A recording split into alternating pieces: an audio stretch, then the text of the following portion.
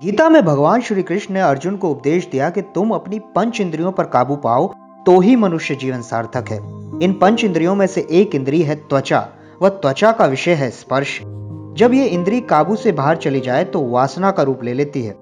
ऐसे इंसान के मन में हमेशा कामुकता, संभोग जैसे विचार आते रहते हैं, जिसकी वजह से वह पूर्णतः अपने काम में फोकस नहीं कर पाता, वह आखिर में असफलता हासिल करता है।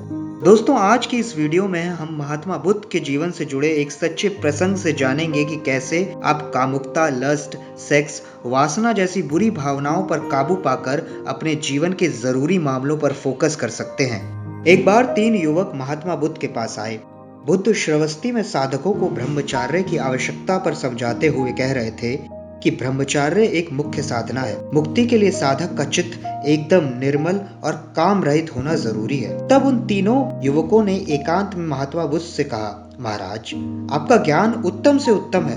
हमें पूरा विश्वास है कि हम लक्ष्य भी पा जाएंगे, लेकिन जैसे ही हम साधना में बैठते हैं तो काम वासना इतनी प्रबल हो उठती है कि हम साधना ही नहीं कर सकते। बुद्ध ने तीनों को अपने सामने बैठाकर वचन कहे कि काम की उत्पत्ति शरीर की आकृति और रूप के चिंतन से आती है। यदि पुरुष है तो नारी का रूप और नारी है तो पुरुष का रूप। तब बुद्ध ने उन्हें एक प्रयोग करने को कहा और 15 दिन बाद पुनः मिलने को कहा। बुद्ध ने उपाय बताते हुए कहा, जिस महिला के शरीर में तुम्हें मोह आ जाए, उस महिला के शरीर को अपने मन के अंदर टुकड़े टुकड़े कर दो।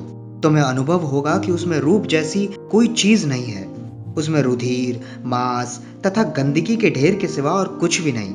वह हड्डियों का एक ढांचा मात्र दिखेगा। बस इसी का ध्यान करो तथा मन को कहो, क्या तुम्हें ऐसे घृणित अनित्य शरीर की कामना है? तीनों युवकों ने निष्ठा के साथ 15 दिनों तक साधना की। साधना के दौरान संयोग से एक सुंदर नारी उस पथ पर से गुजर रही थी। वह थोड़े थोड़े समय तीनों साधकों की ओर देखकर मुस्कुराकर आगे बढ़ चली। इतने में उसका पति ढूंढते ढूंढते वहां से गुजरा। उसने पहले साधक से पूछा, क्या आपने कोई सुंदर स्त्री यहाँ से जाते देखी?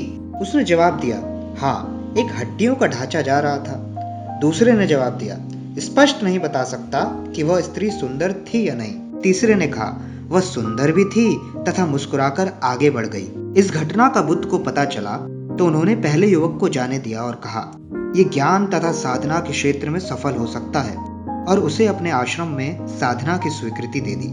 अन्य 2 युवकों को अपने पास बुलाकर उन्होंने अगले 15 दिनों के लिए एक नई साधना का प्रयोग करने को कहा। प्रयोग इस प्रकार था, यदि किसी सुंदर स्त्री का शरीर चिंतन में आए तो किसी वृद्ध स्त्री का चेहरा उस सुंदर स्त्री के चेहरे पर लगाकर मन से पूछना, क्या जो शरीर अनित्य की ओर बढ़ रहा है, तुझे ऐसे शरीर की कामना है? कहते हैं 15 दिनों बाद जब वे दोनों युवक बुद्ध से मिले तो दूसरा युवक इस प्रयोग में सफल हो साधना के मार्ग पर चल पड़ा। तीसरे ने कहा, महाराज, अभी भी काम मुझ पर उसी प्रकार सवार है। तब बुद्ध ने पूछा कि क्या तुम्हारे जीवन में ऐसी कोई देवी है जिसमें तुम्हारी अपार श्रद्धा हो? तीसरे युवक ने तपाक से अपनी माँ का जिक्र किया। बुद्ध ने फिर साधना का तीसरा प्रयोग करने को कहा। जब काम वृत्ति आकर किसी शरीर को ध्यान में दिखाए तो तुम अपनी माँ का चेहरा उस शरीर पर जड़ दो। कहते हैं तीसरा युवक इस प्रयोग में पूर्ण सफल रहा और वह भी मुक्ति की साधना में चल पड़ा। तो दोस्तों, बुद्ध ने काम वासना, लस्ट, सेक्स की अति से मुक्ति पाने के लिए 3 उपाय बताए हैं। पहला, कि जिस स्त्री के प्रति आपके मन में वासना उठ रही हो, उसके शरीर के मन में टुकड़े टुकड़े कर लें। ऐसा करने से आप महसूस करेंगे कि वह स्त्री बस हाड़ मांस का एक ढांचा है। बुद्ध ने दूसरा उपाय बताते हुए कहा कि जिस स्त्री के प्रति वासना आए, उस स्त्री या लड़की के चेहरे पर किसी बूढ़ी महिला का चेहरा लगा देना और खुद से पूछना, क्या तुम ऐसे शरीर से मोह रखते हो जो एक दिन बूढ़ा होकर खत्म हो जाना है? तीसरा उपाय बताते हुए बुद्ध ने कहा कि उस स्त्री के चेहरे पर ऐसी महिला का चेहरा लगा देना जिसमें तुम अटूट श्रद्धा रखते हो। ये तुम्हारी माँ या शिक्षिका हो सकती है। आशा है दोस्तों, आपको बुद्ध के बताए रास्ते से कुछ नई सीख मिली होगी। अपने उन दोस्तों के साथ शेयर करके उनकी मदद करें जो वासना से घिरे हुए हैं। ऐसी ही जीवन उपयोगी वीडियोस के लिए चैनल को सब्सक्राइब करना ना भूलें।